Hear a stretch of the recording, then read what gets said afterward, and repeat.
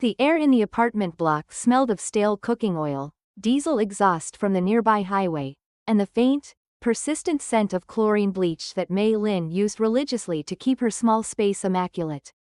Her hands, rough from chopping vegetables at 4 in the morning and scrubbing industrial walks, moved with practiced grace as she folded Leo's bright red t-shirt. At 35, Mei possessed the quiet strength of someone who had deliberately chosen a hard path. Her dignity wasn't loud, it was visible in the sharp creases of her worn trousers and the intense, watchful intelligence that never left her eyes, even when she was exhausted. Her humble apartment, Unit 2B, was the single anchor in a new, demanding country. Across the street, separated by 6 lanes of grinding rush hour traffic, the glass tower of Sterling Properties pierced the bruised afternoon sky. Inside that tower, 26 floors up, Victor Sterling found everything about the world below him repulsive. He lounged in a leather chair that cost more than Mei's annual rent, his bespoke navy suit immaculate, a gold watch glinting on his wrist. "Yes, just sweep the riff-raff out," he said into his headset, a sharp, arrogant laugh escaping him. "This historically diverse complex is just a liability holding up our luxury conversion. I don't care about their excuses, I want the papers served today. I want those units empty before the end of the month." He dismissed the call with a contemptuous wave of his hand, already thinking about the $1 million bonus awaiting him. Tenants, to Victor, were merely inconvenient data points on a spreadsheet, obstacles to his rapid wealth accumulation. The sound of 3 hard, rapid knocks on the door of Unit 2B sliced through Mei's brief moment of peace. Standing outside was a young man in a cheap suit, his face utterly devoid of empathy. He didn't introduce himself. He just extended a clipboard and a thick, official-looking document. "Mei Lin, Service of Process. Sign here." Mei took the papers, her heart starting a slow, sickening drumbeat against her ribs. She didn't need to read the legalese to understand the threat. It was a 30-day notice to vacate from Sterling Properties. The alleged offense: violation of community aesthetic standards. The stated fine: $75 for an unapproved window box, which Victor's team had inflated with late fees and refused to process payment for until it became an eviction pretext. As she absorbed the cruelty of the lie, a voice cut in from the next balcony.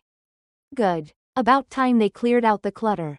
It was Brenda Thorne, her entitled neighbor, sipping iced tea and giving Mei a sickly sweet, poisonous smile.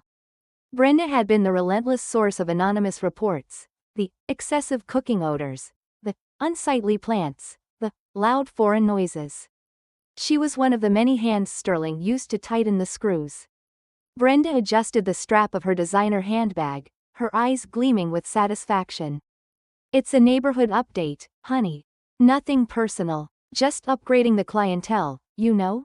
Mei simply tightened her grip on the papers, refusing to validate Brenda with a look.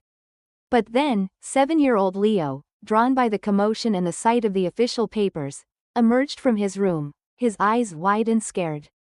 He didn't ask about the papers or the strange man, he asked the only thing that mattered. "Mommy," Leo whispered, clutching her leg. "Do we have to leave our home now?" The innocent tremor in his voice hit Mei harder than any legal threat. She felt the familiar sting of tears, the shame of being powerless, a sensation she had not allowed herself to feel in years. She knelt, pulled him close, and watched Victor Sterling's monstrous tower across the street. The panic was immediate, overwhelming, but it lasted only a breath. It was replaced by something else, a cold, hard resolve that solidified in her chest. Mei looked down at the eviction notice, then back at the gleaming, arrogant structure. "You have made a grave error, Mr. Sterling," she thought, the executive voice she had suppressed for years suddenly ringing loud and clear in her internal monologue. "You picked a fight not with a poor mother, but with a predator who understands exactly how to tear down an empire." The storm had begun, and Mei Lin was no longer seeking shelter, she was preparing for war. The memory hit Mei with the sudden, freezing shock of winter wind, an almost physical ache behind her sternum. 8 years ago, the scent of diesel and cheap bleach would have been an insult to her environment. 8 years ago, she was Dr. Mei Lin, senior partner at Phoenix Asset Management, her office perched high above the Shenzhen skyline, overlooking a dizzying sprawl of technology and ambition. The clothes she wore now, the simple cotton and well-worn denim, were deliberately chosen to cloak the woman who once debated seven-figure deals while simultaneously managing global development projects. The flashback was short, brutal, and centered on a single catastrophic moment: the metallic screech, the shattered glass, and the deafening silence that followed the car accident on the rainy mountain pass. Her husband, David, a man whose laughter had once filled every room, was gone instantly. The trauma had done more than break her heart. It had broken her belief in the corporate machine they had both fed. The relentless pursuit of capital, the global travel, the endless stress, it all suddenly seemed futile, cruel, and ultimately meaningless. She had wealth, power, and prestige, yet it couldn't buy back 5 seconds of David's life. Mei had liquidated her controlling interest in the primary funds, funneling the majority into highly secure, complex blind trusts, assets that could operate completely independently of her daily life, and reserved just enough to start over. She wanted silence, anonymity, and the chance to raise Leo in a space free from the corrosive pressure of high finance. Her small food stall, Simple Roots, was her penance and her peace. The stall was the cover, the true Project Simplicity, designed to keep her grounded and invisible. Meanwhile, in the timeline of entitlement, Victor Sterling's arrogance was not self-made, it was inherited. A jump back 30 years showed a young Victor sitting rigidly in his father's mahogany office. Mr. Sterling Sr., a mid-tier property developer, was red-faced, slamming his fist on the antique desk. "They're snakes, Victor. That Chinese consortium undercut us, lied to us, and snatched the harbor deal right out from under us. They don't play by our rules. Remember this, son. Remember who your competition is.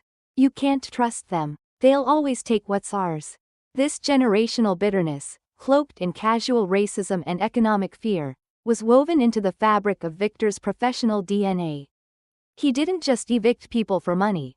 He evicted them as a point of cultural superiority, a perverse way to reclaim what he felt was stolen from his family. Back in Unit 2B, Mei sat on the edge of her small, firm bed, the eviction notice heavy in her hands. She knew this was more than standard landlord greed. The sheer pettiness of the accusation, the exaggerated response, it smelled of the same systemic discrimination she had seen leveraged in the cutthroat business world. Only now it was aimed at her son's stability. They don't see a tenant, they see a target, she realized. She had run from the cruelty of her old life, but the cruelty of the world had found her. Taking a deep, shuddering breath, Mei reached for the burner phone she kept hidden in the back of an old rice canister, a relic from her past that felt impossibly heavy now. Her thumb hovered over a contact labeled simply, Guardian. She pressed send. When the line connected, she didn't use English. Her voice, low and hard and utterly without the gentle timidity she used at the food stall, spoke rapid, tactical Mandarin. "This is Dr. Lin. Project Simplicity is terminated. Activate the dormant fund immediately. I need a full, forensic deep dive on Sterling Properties' debt structure by tomorrow morning. I need to know every single creditor, every shell corporation, and every vulnerable asset they possess." The simple Asian mom had vanished. In her place stood the cold, formidable executive. The past was no longer a shadow, it was a weapon she was forced to pick up again. Miles away, sitting late at his desk in the Sterling Tower, Caleb Vance, Victor's young, exhausted corporate lawyer, watched the flickering blue cursor on his screen. He had just filed Mei Lin's eviction notice. He felt a deep, wrenching moral fatigue. Victor's latest demands were crossing legal lines into outright fraud, and the disproportionate cruelty aimed at the small woman who ran the food stall everyone in the complex secretly loved was the final straw. Caleb quickly located the anonymous whistleblower contact in his encrypted files. He began typing a detailed summary of Sterling's truly dubious eviction processes, focusing on the highly suspicious complaints all originating from Brenda Thorne's unit. It was a risky move, but looking at his reflection in the dark screen, Caleb knew he had to choose a side. Victor Sterling didn't wait for the 30 days to run out. The eviction was accelerated, not through legal means, but through ego. He decided he needed a visual win, a public sacrifice to reassure his high-dollar investors that he was cleaning house. He arrived in a gleaming black Mercedes-Benz S-Class, its tinted windows a stark contrast to the faded paint and chipped asphalt of the courtyard. He brought with him a two-person camera crew from Sterling Properties' in-house marketing department, clearly intending to film a testimonial of his decisive, no-nonsense leadership. Sterling stepped out, adjusted the cuffs of his Italian shirt, and inhaled deeply, then immediately wrinkled his nose in disgust. "Smells like an old fish market," he muttered loudly enough for his lawyer, Caleb Vance, to hear. Caleb, looking like a man who hadn't slept in 72 hours, was clutching a thin legal pad and trying desperately to remain invisible. He was Sterling's official witness, his presence a mandated agony. Mei was waiting by the front steps, her spine rigid. She approached Sterling calmly, the eviction notice folded neatly in her hand. "Mr. Sterling, I have contacted your office multiple times. The window box was installed to grow herbs for my business, and I attempted to pay the fine, but my payment was refused. We can resolve this without further escalation." Sterling didn't even make eye contact. He addressed the camera crew instead. "See? This is the kind of entitlement we deal with.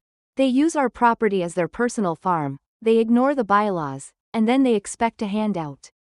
He finally glanced at Mei, his smile wide and utterly devoid of warmth. "Let me be clear, Ms. Lin. This isn't about $75.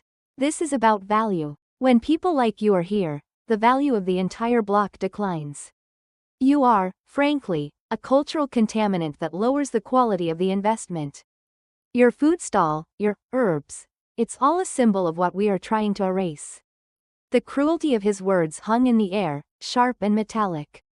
A few other tenants, an older couple, a young man with a bicycle, had gathered, drawn by the camera lights and the loud, privileged voice. They watched, their expressions a mix of fear and helpless solidarity. But no one spoke, no one dared. To stand up for Mei was to invite Victor Sterling's predatory gaze onto their own lease. Mei was utterly isolated. Brenda Thorne, however, was in her element. She stepped onto the balcony, recording the scene with her gold-plated phone. "He's right, Victor. She's always leaving grease marks on the sidewalk. This is why we pay the big bucks for proper management." Sterling nodded approvingly at his ally and turned back to Mei. 48 hours. Get your belongings and your artifacts, and be gone. I want the place fumigated before the contractors arrive." To punctuate his ultimatum, he walked straight up to Mei's window, ripped the small wooden window box from its sill with a violent, unnecessary yank, and hurled it onto the pavement. Soil, basil, and marigold petals scattered across the steps. It was a vicious, pointless act of destruction. Leo, who had been hiding behind Mei, let out a small, choked sob. He ran forward and sank to his knees beside the scattered soil, trying desperately to cup the remnants of the broken box in his small hands. Victor Sterling laughed, a harsh, barking sound. He looked directly into the camera. Zero tolerance. No exceptions. Mei stood frozen for a moment, the blood draining from her face, not from fear, but from the realization of the sheer depravity of the man. She saw the pain in Leo's eyes, the humiliation of the moment, and the utter failure of her Project Simplicity to shield them from the world's inherent injustice. She finally met Sterling's smug gaze, her eyes like chips of glacier ice. Her voice, though low, carried an unnerving certainty. "You have made a grave error, Mr. Sterling," she said, her voice completely calm. It was not a plea. It was a sentence. Caleb Vance, watching the entire exchange, felt a cold dread settle in his stomach. He saw the shift in Mei's posture, the sudden hardness in her eyes, and knew, with absolute certainty, that Victor had done something far more dangerous than evict a tenant. He had awakened a force he couldn't comprehend. Caleb, heart-pounding, retreated toward the periphery, discreetly pulling out his own personal phone and checking the status of the anonymous email he had sent the night before, desperate for a sign that someone, anyone, had received his silent cry for help. The 48 hours passed in a blur of packing. Mei allowed herself no sleep, no weakness. She moved through Unit 2B like a phantom, consolidating their meager life into 2 small, worn suitcases. The moment the deadline hit, Sterling returned, not in his Mercedes, but with 2 uniformed police officers and a stern-faced locksmith, relishing the finality of the process. Mei held Leo's hand tightly as they walked out of the apartment complex. She wore the same simple gray cardigan and dark slacks she always wore. Leo clutched his worn stuffed panda and looked back at the apartment door, where the locksmith was already snapping the new deadbolt into place. Mei felt the cold, hard weight of defeat pressing down on her shoulders. To the world, she was just another evicted statistic, another casualty of gentrification. The cameras Sterling had brought earlier were gone, replaced by a solo reporter from a local news channel, drawn by the rumor of a public eviction. Sterling gave an interview standing directly in front of the padlocked door. "This is a necessary step," he announced, gesturing grandly at the dilapidated facade. "We are committed to improving this community, and sometimes that means making hard choices about who belongs here. We are cleansing the property for a major redevelopment." He smiled, radiating smug victory, confirming to the city that the poor Asian mom had, indeed, lost the fight. They walked to the nearest bus stop. Leo's silence was heavier than any cry. Mei hailed a taxi, not for the shelter, but for the distance. She directed the driver to a modest, extended-stay hotel miles away, blending into the anonymity of the highway strip. Once they were settled in the small, sterile room, Leo immediately curled up on the bed, exhausted. Mei sat at the small plastic desk. She placed the worn rice canister that held her burner phone next to her. She looked at the cheap, beige wallpaper and the flickering fluorescent bulb. The poverty was temporary, a disguise, but the pain inflicted on Leo was real. This had to end. Then, the burner phone rang, a sharp, distinct tone she reserved for only one contact. Mei answered, speaking her executive Mandarin. "Report." The voice on the other end, smooth and highly educated, replied, "The acquisition is complete, Dr. Lin. The voting rights for the primary creditor of Sterling's operating loan are now entirely under your holding trust. The documentation was executed 3 hours ago." A slight pause, then, almost hesitantly, the voice added, "Congratulations, ma'am. You own the debt." Mei closed her eyes, not in relief, but in cold, measured satisfaction. The air rushed out of her lungs in a long, slow exhale. She hadn't lost her apartment, she had merely exchanged a pawn for the queen. The eviction was not a defeat, it was a perfect, crucial piece of evidence in a massive corporate lawsuit. Sterling had unwittingly provided the smoking gun. He had publicly admitted to discriminatory intent and property mismanagement after she had become his most important creditor. Mei looked at Leo's sleeping form. Project Simplicity was over, burned down by a selfish man. The victim was gone. Dr. Mei Lin was back. Her mindset shifted instantly from defensive to tactical. She reached for her forgotten laptop, a thin, titanium machine hidden beneath the false bottom of her suitcase, and opened the encrypted channel. Just then, an incoming email notification blinked on the corner of the screen from an unknown address. The subject line was simply, "Sterling, Security Deposit Diversion." Mei opened the email and scanned the attached documents, internal memos, signed transfer forms, and detailed accounting showing how Victor Sterling had illegally funneled tens of thousands of dollars of tenant security deposits, funds Mei had paid herself, into a private account earmarked for the purchase of a new yacht. The email ended with a single line of text, "Don't let him get away with it." A slow, calculating smile touched Mei's lips. She had not only acquired his debt, but now she had a disillusioned insider providing the criminal evidence needed for the killing blow. She typed a brief, professional reply. "We need to meet tomorrow. I am prepared to offer you full indemnity and a position. Don't worry about Victor. He is now my asset." Mei then looked at Leo, gently brushing the hair from his forehead. "We are not running anymore, sweet boy," she whispered. "We are going to teach Mr. Sterling a lesson in fairness that he will never forget." The first meeting between Mei and Caleb Vance took place in a private, glass-walled conference room in a building Caleb had never known existed, a subsidiary asset management firm that technically owned the furniture in the room. Mei was no longer wearing the simple gray cardigan. She was dressed in a sharp, slate gray wool suit, tailored with precision, the kind of suit that whispered power instead of shouting it. She didn't offer Caleb coffee or pleasantries. She simply gestured to the 2 piles of documents before him. "Mr. Vance," Mei said, her voice resonant and calm. "You have provided irrefutable proof of corporate malfeasance. Specifically, the diversion of tenant security deposits into an offshore account designated for maritime acquisitions." She slid a photo across the table, a glossy, full-color rendering of a sleek, white yacht.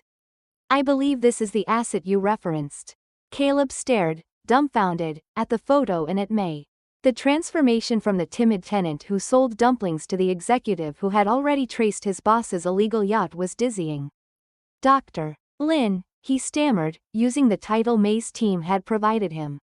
"Victor ordered me to falsify several documents and ignore the tenant's attempts to pay fines. The entire eviction campaign was solely to drive down the property value for his quick flip." "Exactly," Mei confirmed, pulling up a complex debt structure chart on the screen. "And now that I control his primary lender, he is essentially operating his business with my capital. Your task, Caleb, is twofold. First, finalize every single piece of evidence proving his fraudulent activity. Second, maintain a low profile. Victor must believe he has won." While Mei worked tirelessly from her temporary, highly secure office, a command center disguised as a hotel room, Victor Sterling was indeed basking in what he believed was total victory. He had successfully evicted the problem tenant, he had finalized the paperwork on the yacht, and he was getting glowing, pre-written coverage about his visionary real estate plan. He was seen at the city's most exclusive seafood restaurant, toasting Brenda Thorne with expensive champagne. "To no more cultural contaminants." Sterling slurred, raising his glass. "That woman was a joke. Did you see her little garden? Pathetic. Now, Brenda, I can officially confirm your new luxury unit will have a 20% discount for all the hard work you did in helping us cleanse the block." Brenda giggled, sipping her champagne. "It's about standards, Victor. We deserve a high-standard neighborhood." As Sterling celebrated his stolen triumph, Mei was orchestrating the endgame. Her phone calls were all encrypted and brief, connecting her to powerful figures who didn't even know they were working for a woman who lived in a tiny apartment just 2 days prior. She was finalizing the corporate paperwork for the hostile acquisition of Sterling's parent holding company, moving with the quiet, detailed progress of a chess grandmaster setting a checkmate. She also took the time to meet with the investigative journalist who had initially covered the eviction. This time, Mei didn't ask for a story. She provided him with a meticulously sourced package detailing the systemic fraud, the illegal deposit diversion, and the clear pattern of discriminatory evictions. "Don't publish this yet," Mei instructed, her voice calm. "I want you to prepare the article. Have it ready to drop on a very specific date. When the time is right, you will have the biggest scoop of your career. Wait for my signal." The journalist, whose professional skepticism was dissolving into sheer awe, agreed. He knew he was looking at the woman who was about to bring down one of the city's most untouchable figures. Mei finally allowed herself a small, personal moment. She looked at the laptop screen, where she had scanned and uploaded Leo's drawing of their broken window box, the last memory of their simple home. It was her constant reminder of why she had traded her peace for power. Justice, she thought, was often more about financial leverage than moral superiority. And now, she held all the leverage. The grand ballroom of the Corinthian Hotel was a study in polished excess. Chandeliers dripped light onto acres of marble and gold leaf. This was the Sterling Properties annual triumphant acquisition gala, Victor Sterling's grand announcement party, celebrating his supposed successful acquisition of the debt-laden, gentrifying complex, the very complex Mei Lin had been evicted from. Victor, beaming and slightly flushed from too much celebratory scotch, was the undisputed star. He wore a tuxedo that shone almost as brightly as his watch, standing beneath a massive velvet banner reading, "Progress Through Vision." Brenda Thorne, his most loyal, and soon-to-be discounted, tenant, was positioned prominently near the stage, dressed in an ill-fitting cocktail dress, enjoying the reflected glow of his success. "And now, ladies and gentlemen," the MC boomed, Please welcome the man who cleared the path for prosperity, the visionary, Victor Sterling. Sterling stepped to the podium to thunderous, obligated applause from his investors and sycophants. His speech was a torrent of self-aggrandizement, peppered with thinly veiled jabs at the people he'd displaced. We encountered resistance, Sterling chuckled, leaning conspiratorially into the microphone. Some people simply don't understand the concept of investment or, let's be honest, basic hygiene standards. They clung to their outdated ways, their cultural artifacts, shall we say, but we know what needs to be done to achieve true progress. He smirked, scanning the crowd. The space is clear, the capital is flowing, and tonight, we finalize the deal that makes this entire block ours. The atmosphere was electric with greed and anticipation. Only one crucial player was missing: Caleb Vance, Victor's lawyer, who had been ordered to prepare the final contract but had failed to appear. Sterling's assistant was sweating profusely, frantically trying to reach him, but Victor dismissed the concern. Vance is probably stuck in traffic. He's a competent man, just a little nervous. Just as Sterling gestured towards the enormous screen where the complex blueprints were displayed, the main ballroom doors swung open. The sudden arrival caused a ripple of murmuring that immediately silenced the crowd. Mei Lin stood framed in the doorway, escorted by none other than Police Commissioner Thompson and a distinguished-looking, gray-haired man recognized immediately as the head of the city's largest regional bank. Mei was unrecognizable. Her hair was pulled back into a severe, elegant style. Her makeup was understated and flawless. The slate gray suit was a uniform of command, far outclassing the flashier tuxedos in the room. She wore only 2 pieces of jewelry, a simple gold band and a look of absolute, terrifying calm. Victor Sterling's smile faltered. He squinted at the entrance, trying to place the powerful woman who had just stolen the attention of his entire audience. He registered her ethnicity, her height, and her quiet authority, but his brain refused to connect her to the woman who sold dumplings and tended herbs. Who is that? He thought, panicking slightly. She looks exactly like the kind of buyer I wish I had. Suppressing his anxiety, Sterling decided on arrogance. He strode toward Mei, offering a forced, professional smile, attempting to reclaim control. Can I help you, madam? Victor asked, extending his hand. I'm Victor Sterling, the host.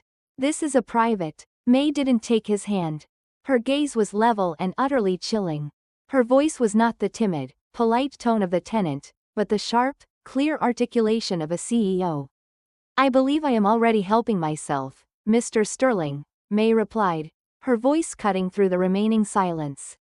And I assure you, this gathering is exactly where I need to be. As the crowd continued to stare, Mei simply raised her hand. On the side of the ballroom, the massive presentation screen flickered. The blueprints vanished, replaced by a live video feed. There, sitting in front of a desk, was Caleb Vance. He looked tired but resolute. My name is Caleb Vance, the image of the lawyer announced clearly to the stunned ballroom, and effective immediately. I have resigned as legal counsel to Sterling Properties. I am here tonight to reveal the truth about Victor Sterling's unethical and illegal business practices. The atmosphere in the room wasn't tense, it was shattered. Victor Sterling stood frozen, the color draining from his face as he stared at the screen, watching his quiet, nervous lawyer betray him to the entire financial community. The silence was so profound, you could hear the distant traffic outside the thick glass walls. The trap had been sprung. Victor Sterling stared at the screen, his mouth opening and closing like a fish. Vance, you spineless snake. This is a joke, a cheap fabrication. He tore his gaze from the screen and looked back at Mei, finally, truly looking at her face. The structure, the high cheekbones, the unnerving certainty, the familiarity hit him like a punch to the stomach. Wait, you're the tenant? The woman with the window box? A slow, chilling smile touched Mei's lips, a smile utterly devoid of humor. I was Unit 2B, yes, Mr. Sterling. The cultural contaminant you worked so hard to erase. The revelation hit the room with seismic force. Investors whispered furiously, recognizing the face of the woman from the viral local news report about the cruel eviction. Mei ignored the chaos. She walked purposefully toward the signing table, where the final acquisition documents lay, and picked up the largest contract. She held it high for Victor to see. "You've been distracted by small, petty feuds, Victor," Mei stated, her voice projecting across the silent ballroom. "While you were wasting time ripping up my small garden and diverting funds for a yacht, which, by the way, has been seized, I was busy. I didn't just buy out your primary creditor, the debt owner of your operating loan." The tension was unbearable. Victor took a stumbling step back, his silk tie suddenly feeling like a noose. "What are you talking about? That's impossible." Mei slammed her hand flat on the table, making the champagne flutes rattle. "It is not only possible, it is finalized. The final paperwork was executed last night. I am Dr. Mei Lin. And I am here as the new CEO of the holding company that owns the majority controlling interest in Sterling Properties." She paused, letting the magnitude of the truth crush him.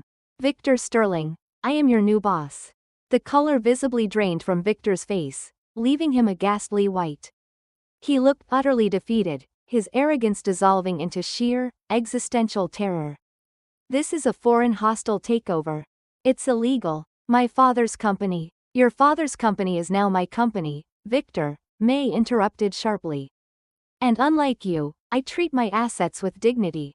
She motioned to the massive screen, which instantly displayed an itemized forensic audit, complete with bank transfer details and signatures. "While you were gloating over my eviction, Caleb Vance provided us with irrefutable evidence of your corporate malfeasance.